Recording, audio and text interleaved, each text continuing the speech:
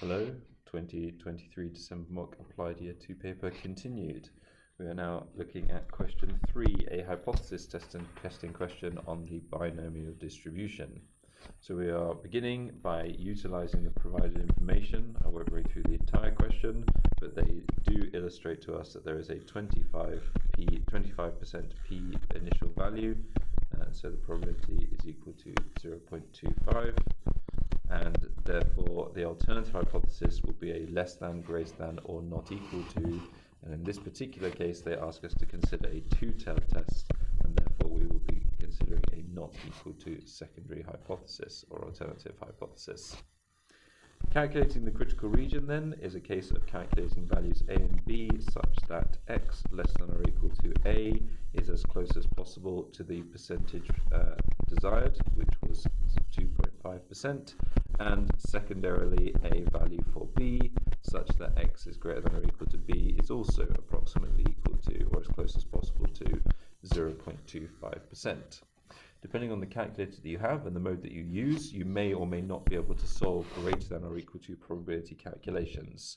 I'm going to make the assumption that you are unable to, and as such you will need to rearrange this right-hand side into the following. It rearranges into x is less than or equal to b minus 1 is approximately equal to 0.975.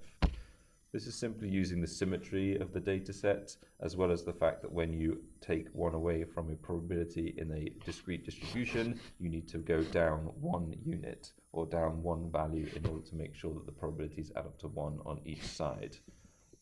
Just a brief diagram of that kind of situation. If you imagine that you are trying to find all the values from b, which is, let's say, here and above. If you want to do 1 minus that, you need all the values from the next value down, that is b minus 1, and then below.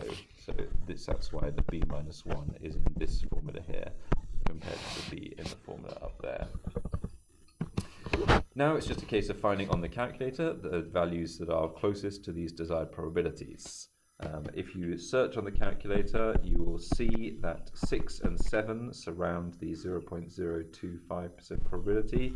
It is only necessary for you to quote the value of the intended choice, so you do not have to show the probability value for less than or equal to 7, but you should be showing the probability value of less than or equal to 6, which is the closer of the two.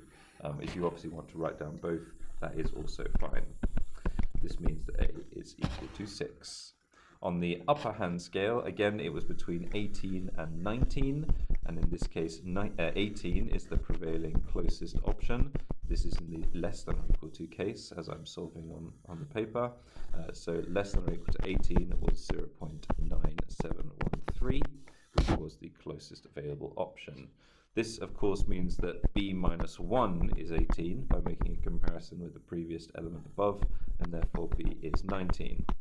If you did not need to do the rearrangement steps here, then of course you would still obtain b as 19 by assessing the greater than or equal to situation equal to the 0.025 percentage. Again, it would still be between 19 and 20, I think. I haven't actually done that on my calculator, but I'm pretty sure the decision would be between the 19 and 20 value, and the 19 would be the one that you would select. Finally, we have to do for part C the actual probability of incorrectly rejecting H0 for the test. Incorrectly selecting H0 is essentially when you are failing the hypothesis test by being inside the critical region when in fact H0 was true. The probability of being inside the critical region when H0 is true is equal to the probability of any events within your critical region. So it is equal to the probability that x is either less than 6 or x is greater than 19. I apologize, I didn't actually write down the critical region at the end of part B, which I should have done.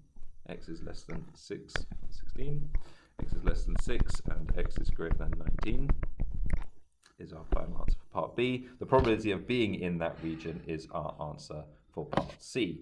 This is one of the main reasons why it's so important to write down the probability values that you get as a result from your calculator, because they are needed here for the actual significance level.